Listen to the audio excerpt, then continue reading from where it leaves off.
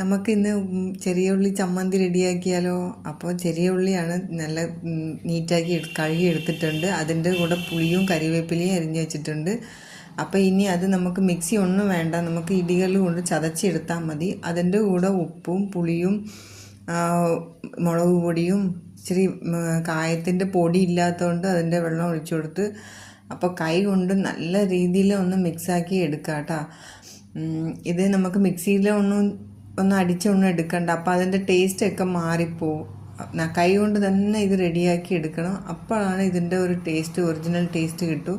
ആ പുളിയും ആ ഉപ്പും കറിവേപ്പിലയും കൂടി നല്ല രീതിയിൽ ഒന്ന് മിക്സാക്കി എടുക്കുക. കറികളൊന്നും ഇല്ലാത്ത സമയം ഇതൊന്ന് റെഡിയാക്കി വെച്ചാൽ മതി.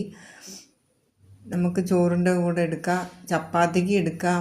നല്ല ടേസ്റ്റാണ് കേട്ടോ ചപ്പാത്തിക്ക് കൂടെ എടുക്കുമ്പോൾ. ചോറിൻ്റെ കൂടെയും എടുക്കുക. പിന്നെ ഇച്ചിരി പഴയ ചോറ്, തലേ ദിവസത്തിലുള്ള ചോറ് ഉണ്ണുന്നവരുണ്ടാവും ചില സമയത്ത്.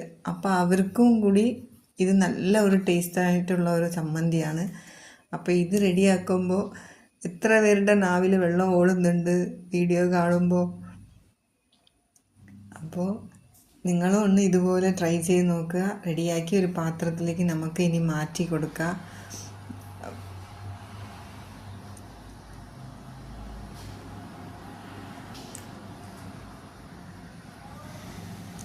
ഇതുപോലെ ആയിട്ട് എല്ലാവരും റെഡിയാക്കി നോക്കുക.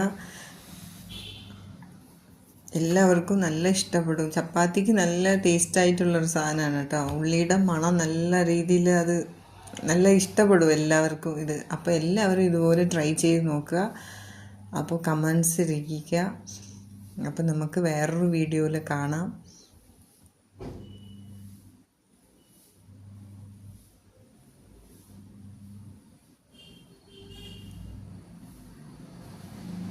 Thank you.